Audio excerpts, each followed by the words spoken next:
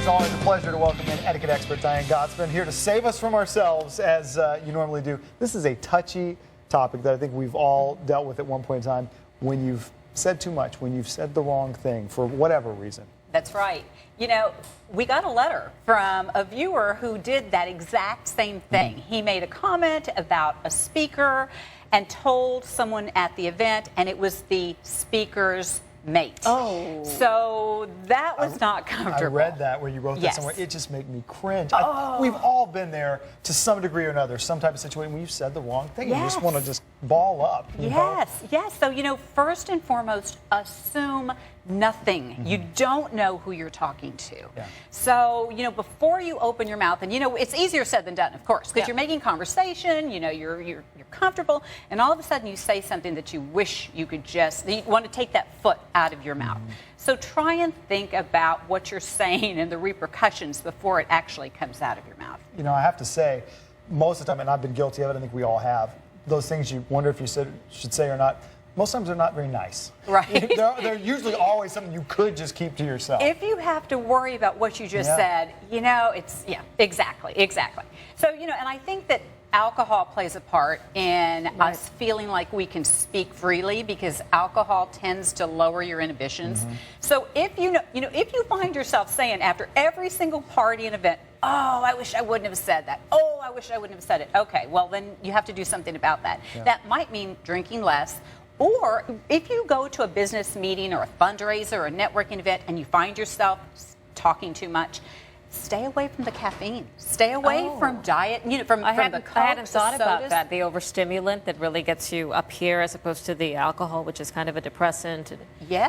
What you talked about is feeling the need to fill that silence. Sometimes you can let a little silence happen. Just let it go. You know, we tend to be uncomfortable with that awkward silence.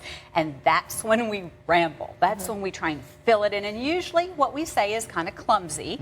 And we end up thinking, oh, why did I say that? It's the worst kind of cycle. You say something like, oh no, and you think you're going to make it better, you just make it worse. Yeah, you just keep going and going and There's going. a point where you stop digging the hole. Just let it be. And if you say something, you know, we are all going to offend someone at one time or another inadvertently.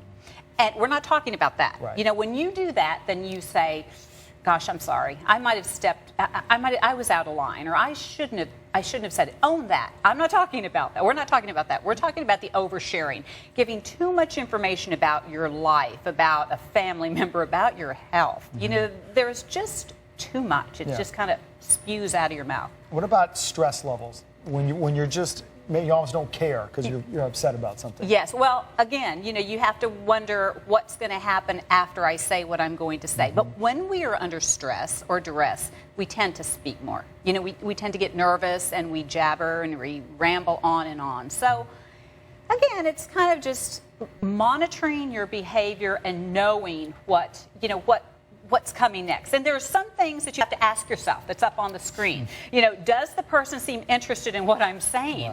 Right. What is my true motive? Am I going to get something out of this? Am I trying to make somebody else look bad? You know, am I nervous and just feeling that uncomfortable pause, gap? And what I say, is it going to make it better or is it going to make it worse? You know, this poor person that made that remark, that was not making it better by saying something nasty about somebody. They didn't know they were talking about the spouse. But you could say at that point, I spoke out of line. I'm sorry. Well, I shouldn't have said it. Yeah, I mean, a sincere apology sometimes might be the only thing you can do. I mean, how do you, sometimes you can't fix this all the way.